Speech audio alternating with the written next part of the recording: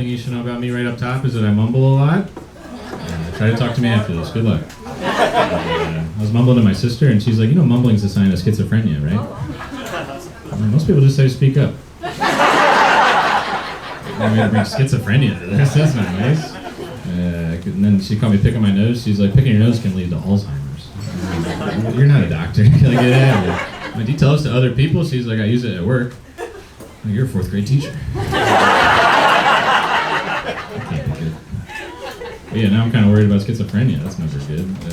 Like, what if I start hearing the voices? That's not great. But then what if they're also mumbling? It must be awful. You ever talk to someone who mumbles? It sucks. I'm worried I won't be able to hear the instructions on who to kill.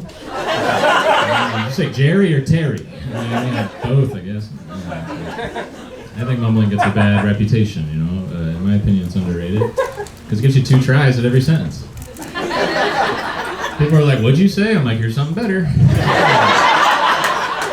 Follow through this time, you're gonna love it, I swear. It's just what you want to hear. It happened in the park the other day. I'm reading a book, and this guy came up to me, and he's like, hey man, how's that book? And I'm like, I don't know, I'm not quite balls deep in it yet. And he was like, eh? And I was like, I just started. And my girlfriend always will be arguing, she's like, I don't feel hurt. And I was like, now you know my life. It's bad all the time. But yeah, this is as excited as I can make my voice sound. Let it be known, I'm thrilled to be here. It's not my fault, I sound like an animated bran muffin. My boss got mad at me at work. He's like, you gotta pep it up in meetings, all right? Your coworkers are starting to think you don't like your job. And I'm like, I want them to know. I want there to be no question about it, all right? I don't want to be here. My job's boring. I implement marketing, automation, platforms at the enterprise level. Yeah. If I ever sound excited about that, I'm gonna take some eternity leave, all right? I was looking up the other eternity leaves at my work, and we have a bonkers paternity leave policy. You get 6 months of it, which is a lot. That's like half a year. And you get it even if you adopt a kid. Sounds like a loophole to me, baby. I saw that in the company handbook. I was like, we're going to get a 17-and-a-half-year-old orphan. Oh, he can drive himself to my apartment? That's perfect. You think about it, that kid's had a rough life. He's been in the orphanage for 17 and a half years. It's like he wasn't good enough a chest to escape or whatever. I'm plucking him out of there. We're going on a road trip, baby. Let's go on Route 66. I want to see where they film Cars. Once we're done that, we'll go to Europe. I want to see where they film Cars too. And the 6 months are up, and I gotta go back to work. But now he's an adult. You're welcome. We do Zoom a lot at work. You guys know Zoom? Yeah, thank God. I was telling this joke to an Amish community last week. They're like, do you mean when Zebediah gets on his rollerblades real fast? I'm like, that's a different Zoom. This one's got more squares. But I talk to people on Zoom more than I talk to my own friends and family at this point, it seems. And I'm getting upset because no one says goodbye at the end of meetings anymore. They always say thanks. I'm like, thanks, Shane. Thanks. Good meeting. Thanks. And I was like, thanks for what? Wasting my time? Like, get out of here. And now they start saying, I have to jump. I'm like, sorry, Shane, I have to jump. Oh, gotta jump. And I'm like, buddy, I wish. If I didn't live on a first floor apartment, I'd be on long-term disability right now, okay? Crazy. I work from home in an apartment building. You guys know apartment buildings?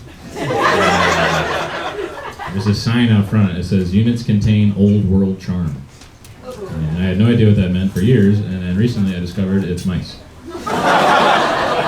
Yeah, they're of the old world, and they're in my apartment, and I'm scared of them. Their little feet, and they skitter around. It freaks me out, and I Googled it, and the mice are only as scared of you as you are of them. And if that's the case, we're both lying awake at night. It's like, fear. And yeah, so I went to the trap store, bought some traps, and I laid them around town, and I didn't catch any mice. And I read the box, it says, for maximum effectiveness, bait the traps with peanut butter. But here's the thing, I am deathly allergic to peanut butter. So now it's either going to be me or them.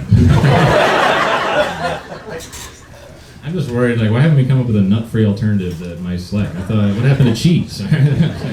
Anyway, I decided I think we're going to cohabitate, me and the mice. You know? My co-parent, if it comes to that.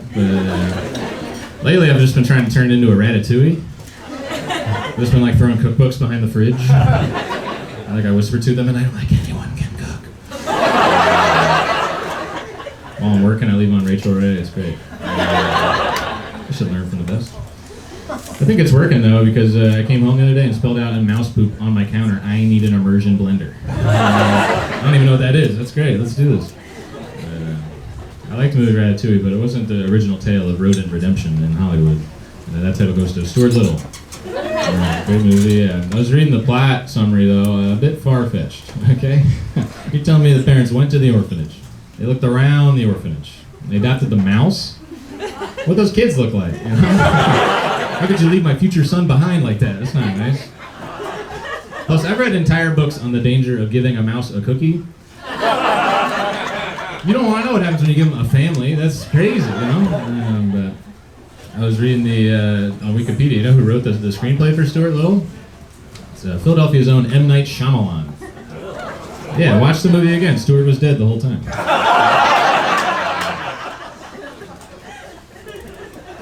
We're always like sharing fun facts at work when we get to meet new people, and it seems as a society we're really scraping the bottom of the barrel with the fun facts. Like I'm in this meeting with like 50 people. The senior vice president of marketing goes, I like pickles. And I'm like, I think you should like the Turks and Caicos or something. Like, don't you have money? This other guy's like, oh, I've been teaching myself how to lockpick. I thought this job paid all right. How do you start burglaring people? My friend said my fun fact that should be that I look like Ted Bundy. And I'm like, is this because of the mumbling? Why are you bringing this up? But I look. There's a movie with Zac Efron in it, and so when people say it, I'm like, do I look like Zac Efron, Ted Bundy? And they're like, nah, Ted Bundy. But, this other guy I work with, his fun fact is that he was born 2 months premature. I'm like, dude, you're 40. Something must have happened in the intervening years. Right? What kind of like reverse Forrest Gump life are you living? And nothing's happening? That's insane. I just got confused. But, my go-to fun fact is I tell people I had a colonoscopy at age 24. It just keeps them moving right along, no questions. It's the perfect fun fact, honestly. You know?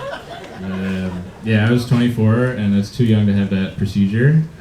But growing up, I was always told I had an old soul. And it turns out the soul is in your butt. I was 24 and the doctor was 28.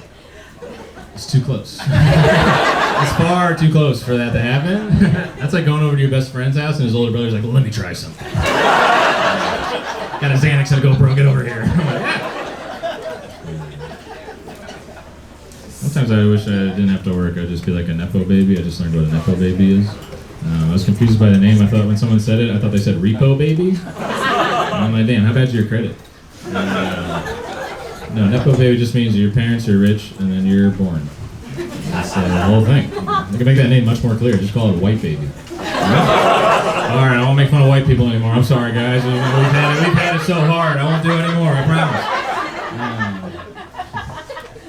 But I was reading this book about Netflix, and the founder of Netflix was a Nepo baby. And also, Netflix is so much better than books, for the record. Oh my god. You ever read a book? It's like all subtitles. It's awful. The guy he wrote in the book, he's like, when I was 7 years old, I told my parents, I want to start my own business using direct mail. That's the saddest thing I've ever heard a child say. If my kid told me that, someone better call Child Protective Services. That's brutal. When I was 7, I really wanted to eat ice cream every meal and perform stand-up comedy in Washington, D.C. So it looks like, yeah, we're both achieving our dreams. Me and Netflix guy, we make the same amount of money. I got the book from Goodwill, and it had a bunch of dog ears in it, you know, and you like flip the corner down because you can't remember your page or whatever. And I open up the book, dog ear page 1.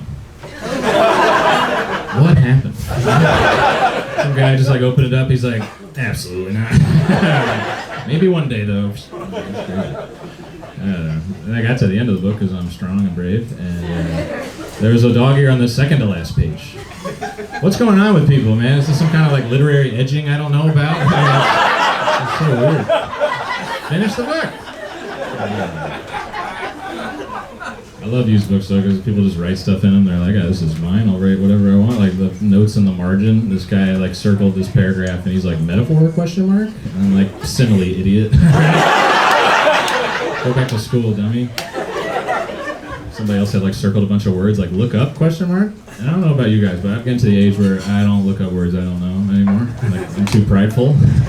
I'm like, if there's a word I don't know, it's not a word. I think I know all the words. I'm old, you know. It's kind of like when you're trying to explain to your parents like that they should like vote Democrat instead of Republican. They're just like, I'm not taking in any new information. All right, it's over. So I'll never know what turpitude means. Kind of makes our book fun though. It makes it make like a Mad Lib, just like adjective, I think. But anywho, I work with this older lady at my job, and it's kind of hard to connect because she's so much older than me. We just have a hard time. She's so dusty. She's like 39. Might as well be dead. That's gross. I call her the crypt keeper. Like, tell me about World War II, Nana. I'm just kidding. But she sent me an email the other day. She's like, Shane, gotta take a sick day today. Parentheses, I have diarrhea. That's a bit of an overshare, Karen. All right, I didn't need to know that. And then it got me thinking. I was like, can we take sick days for diarrhea? Is that something we can do? I'm gonna start working 4 days a year. Just think about it. You want a long weekend? Get that crock pot going Wednesday. Right? I got a chili recipe. You can take a long weekend for sure. A lot of comedians who have day jobs like worry about their like bosses finding them and firing them for something they say or whatever. And but I don't have that problem because I'm ungoogleable. If you try to Google my name, Shane O'Connor, you know what comes up every time? Did you mean Sinead O'Connor? 100% of the time, I've never meant it, but it keeps coming up. And if you don't know who Sinead O'Connor is, she's an Irish singer-songwriter who got famous for tearing up a picture of the Pope on SNL. Two things no one really cares about anymore. And yeah, so then I tried Googling Shane O'Connor, not singer, man. And that's how I found out Sinead O'Connor has a son named Shane O'Connor. And I was like, this family is destroying my SEO forever. This is brutal. Nothing can compare to her, I guess. So you guys do know who she is. All right. I see you clamming up a minute ago. I was thinking maybe I should change my name to something like, I was like, maybe I'll go by Robin Williams for a while. He's not using it, like, what cares? It's like 20 years ago. What should I say? I'm going to take Charlie Chaplin's name. No one can be mad about that. But anywho. I wanted to get a comedy website. I thought that would be good for helping find myself on the internet, and I was looking up the domain ShaneO'ConnorComedy.com, and I found out it's already taken by an Australian comedian who is an astronomer comedian.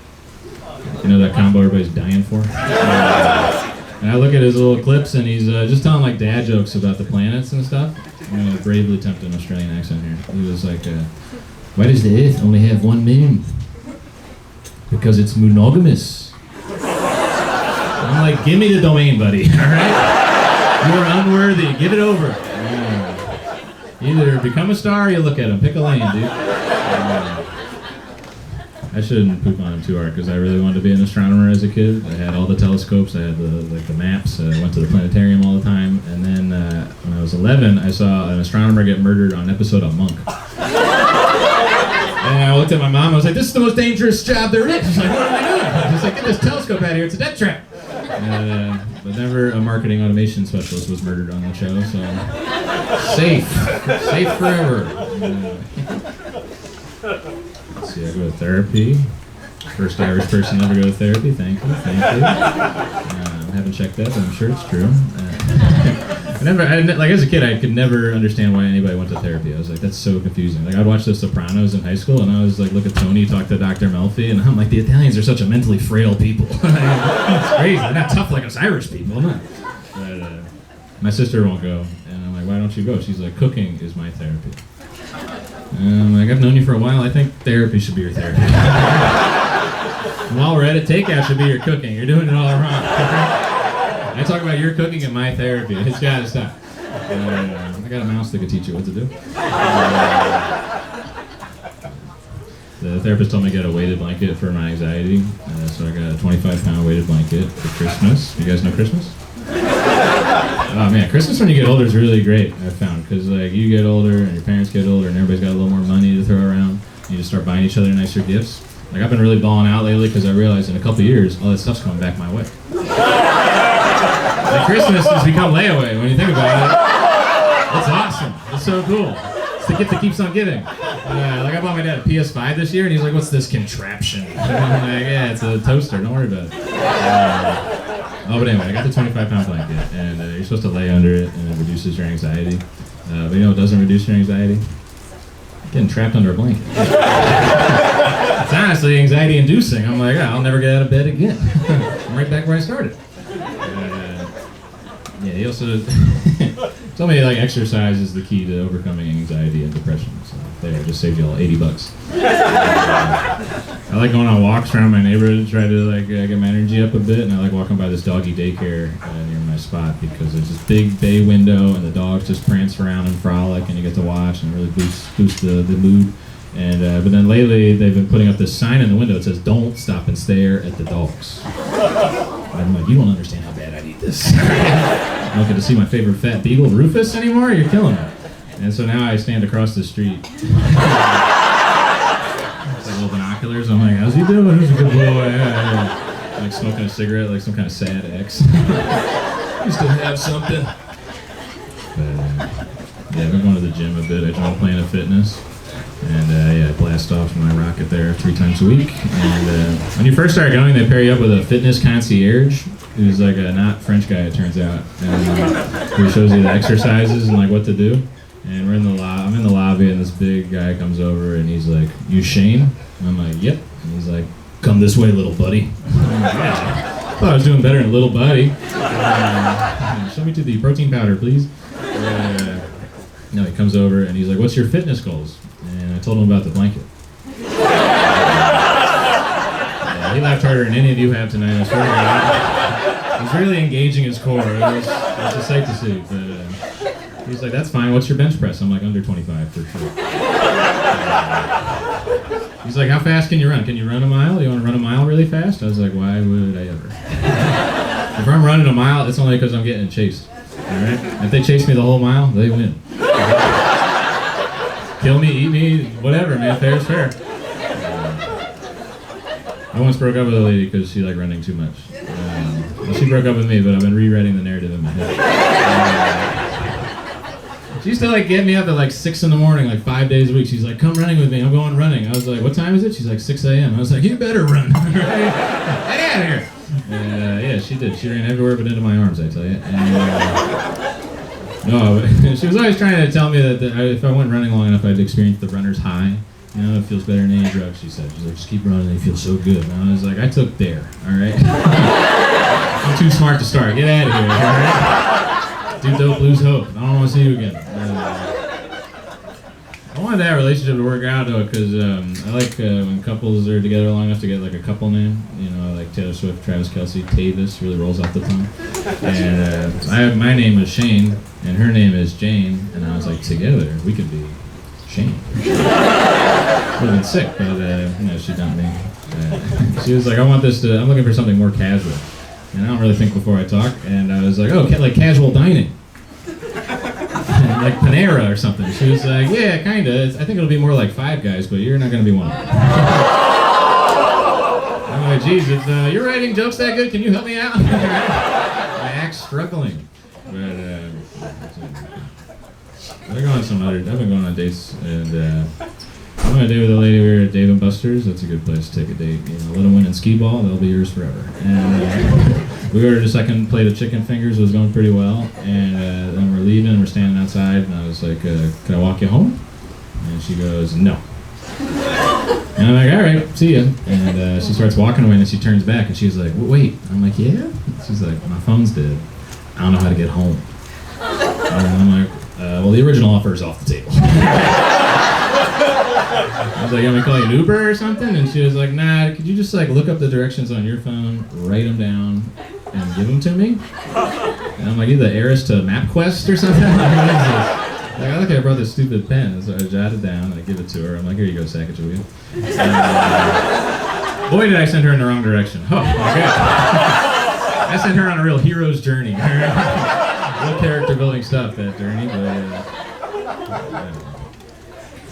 I think that over time I've discovered, I think the perfect first date is going on errands.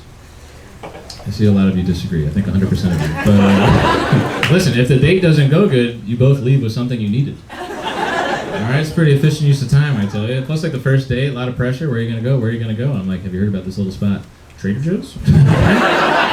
Come on, let's go. And then you're sharing a cart. It's really intimate. You're bumping shoulders, rubbing elbows, talking about your favorite foods. All your favorite foods are her favorite foods. Don't forget that. And you're cracking little jokes. You're like, 15 cents a pound. That's bananas. And you get to the checkout, and there's that guy at Trader Joe's, with the flowery shirt and the beard, never been sad a day in his life. And he's like, did you find everything you were looking for? And I looked down at her and gave her hand a little squeeze, and I was like, yeah, I think I did. That's how you get the second date, folks, all right? We're going to Home Depot. I need light bulbs. All right?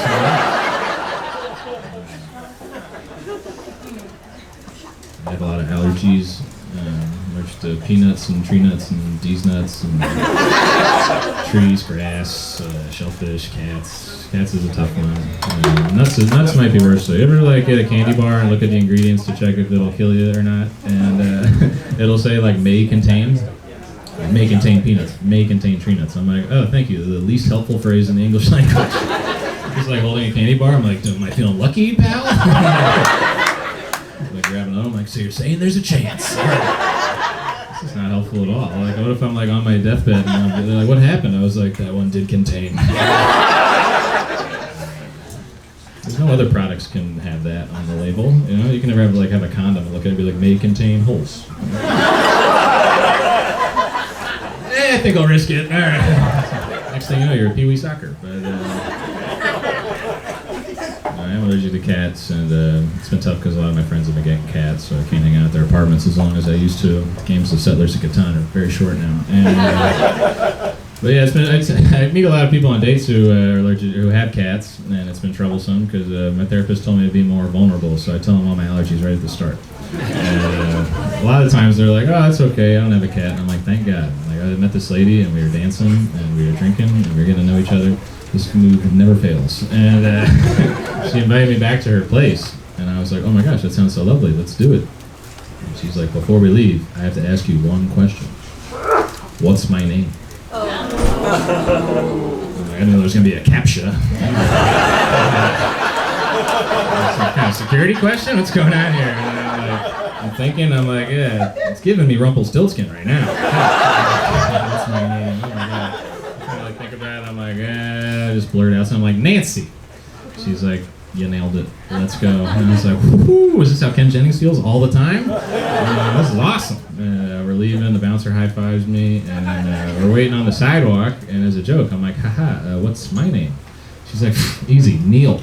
I'm like, close enough. Let's go. Where's that car? Is it here yet? I need it. Then we get to her apartment, and we get to the door, and she's jiggling the key in the door, and I was like, oh, she wants to make out. I've seen Hitch. She's jiggling, she turns around, she was like, I didn't want to ruin the night. I have a secret to tell you. And I was like, this better be good. So you better know my name. She's like, I didn't want to ruin the night and tell you, but I have 2 cats. And I'm like, this is something you should have told me before we took a 45-minute Uber to nowhere. We're in the middle of the forest. And I'm like, can you put them in the fridge or a bag or something? I don't really know how cats work. I'm like, just get them out of here. And she's like, no, it's okay. My roommate's allergic. The cats don't go in the common area. They never leave my bedroom. That's where I want to go. Anyway, I've been Shane O'Connor. And you guys ready to keep this show going?